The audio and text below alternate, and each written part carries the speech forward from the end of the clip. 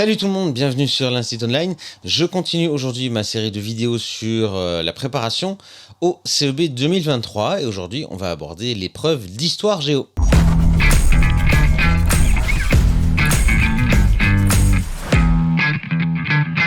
Histoire géo, c'est donc une des deux épreuves de l'éveil. L'autre, c'est éveil scientifique qui aura lieu en fin de semaine. Alors, dans cette vidéo, je ne vais pas réexpliquer tous les points de matière, donc tous les points théoriques qu'il y a à maîtriser en histoire géo. Par contre, je vais attirer ton attention sur certaines choses qu'il faut maîtriser ou alors certains pièges dans lesquels tu pourrais éventuellement tomber lors de cette épreuve d'histoire géo. La première chose à savoir faire en histoire, c'est savoir reconnaître une trace du passé. Une trace, c'est une preuve d'un événement ou de la vie d'un personnage qui a eu lieu il y a quelques dizaines ou centaines ou milliers d'années. Ok ? Alors une trace du passé, qu'est-ce que ça peut être ? Eh bien ça peut être une peinture, ça peut être une gravure, ça peut être une tombe, ça peut être une photo, ça peut être une reconstitution aussi, ça peut être une image en 3 dimensions. Donc tout ce qui permet de collecter des informations sur le passé, c'est ce qu'on appelle des traces du passé. Il faut savoir lire les traces du passé, donc il faut savoir identifier quels sont les éléments importants dans une trace du passé ou pas. Par exemple, on peut te donner comme trace du passé un plan d'une ville il y a plusieurs centaines d'années et tu vas devoir comparer ce plan avec un plan actuel de la même ville. Tu dois savoir identifier les points communs et les différences. Ça arrive très souvent qu'on ait ce genre de questions en histoire. Bien évidemment, qui dit histoire dit les périodes conventionnelles. Donc tu dois connaître les noms des 5 grandes périodes, tu dois connaître évidemment leur chronologie, donc l'ordre dans lequel elles se sont enchaînées, et tu dois bien entendu connaître les événements qui ont marqué le début des périodes, ainsi que les fins des périodes et leurs dates. Donc pour rappel, la préhistoire se termine en moins 3000 plus ou moins avec l'apparition de l'écriture. Elle est suivie par l'Antiquité qui commence donc en moins 3000 et qui s'achève en 476 avec la chute de l'Empire romain. En 476 commence donc le Moyen-Âge qui durera jusqu'en 1492 avec la découverte de l'Amérique par Christophe Colomb. Ce sera aussi le début des temps modernes. Des temps modernes qui dureront jusqu'en 1789 et la Révolution française. Et finalement, la dernière période commence donc en 1789 et se termine... elle n'est pas encore terminée. Parce que la dernière période, c'est l'époque contemporaine. Et l'époque contemporaine, c'est l'époque dans laquelle on est encore aujourd'hui. Ne confonds pas temps moderne et époque contemporaine. Parfois, les élèves qui pensent temps moderne, ils pensent futur, voiture volante, etc. Non, les temps modernes, c'est de 1492 à 1789. C'était une période durant laquelle on a inventé et découvert plein de choses, c'est pour ça qu'on les a appelés les temps modernes.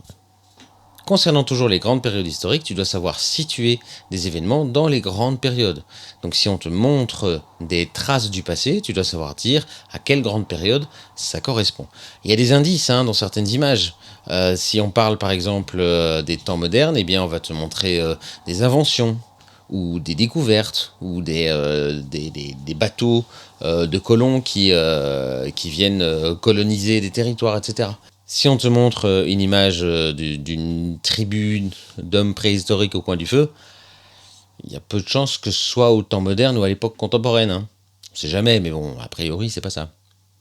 D'autres dates que tu dois connaître, c'est les dates des armistices. Donc l'armistice de 1918, le 11 novembre, et l'armistice de 1945, le 8 mai.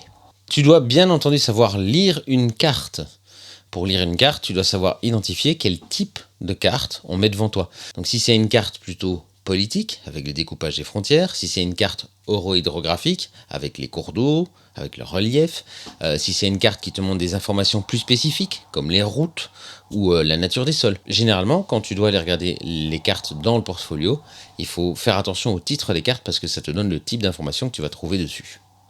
Tu dois bien entendu savoir lire les légendes des cartes, parce qu'en effet, sur les cartes, il va y avoir des petits symboles qui ont une signification, tu dois aller retrouver des significations dans les légendes des cartes pour pouvoir lire la carte en entier. Toujours à propos des cartes, tu dois bien entendu connaître les pays frontaliers de la Belgique, les provinces, les chefs-lieux, les cours d'eau et la frontière naturelle septentrionale. Septentrionale, c'est au nord. c'est la mer du... voilà, hein, septentrional. Tu dois bien entendu pouvoir te repérer par rapport aux repères conventionnels, donc le nord, le sud, l'est et l'ouest. Hein.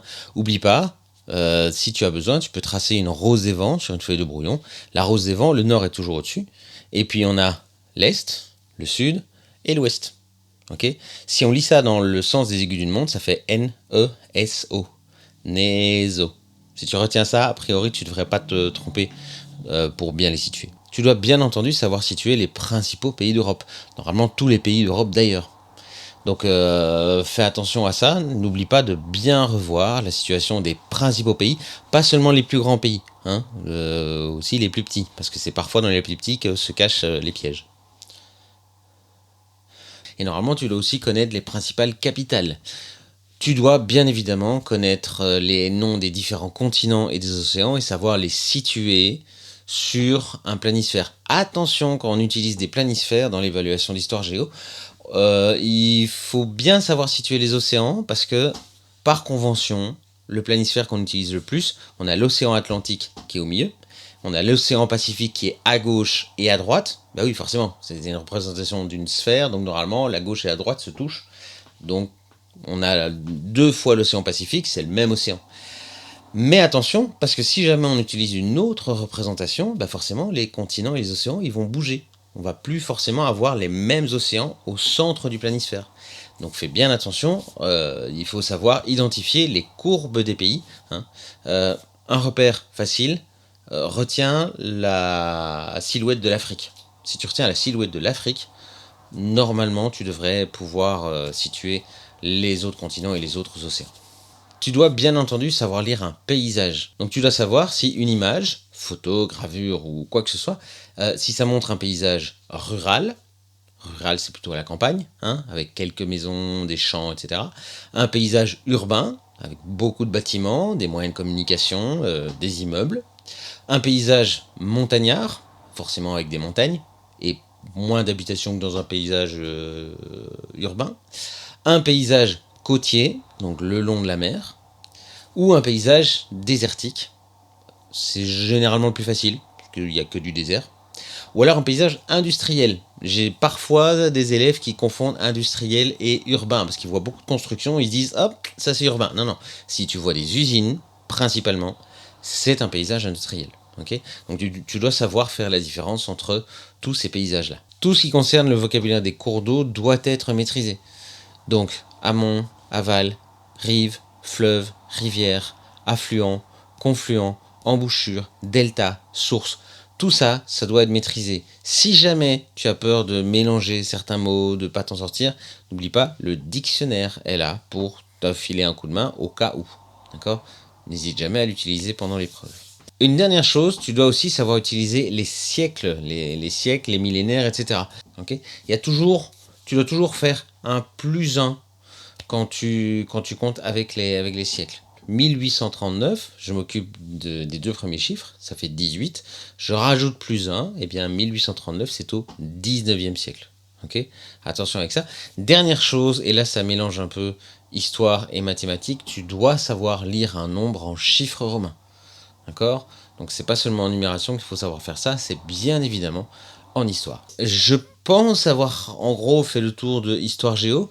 Comme je le dis, je ne fais pas de rappel théorique sur tout, mais voilà, il y a certaines choses auxquelles il faut faire attention, donc n'hésite pas à bien relire tes cours.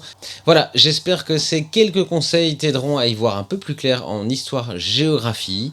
N'oublie pas de toujours bien lire les documents. Il y a toujours un petit pictogramme qui t'indique la page du portfolio auquel tu dois aller chercher les informations. Donc prends ton temps pour aller chercher les bonnes informations à la bonne page. Et n'oublie pas, tu relis toujours tes consignes avant de remettre ta feuille. Voilà. Bon courage pour l'évaluation d'histoire-géographie. Et la vidéo pour te donner un coup de main en éveil scientifique arrivera très prochainement. Voilà. Prends soin de toi et bon courage pour la semaine qui vient. Ciao!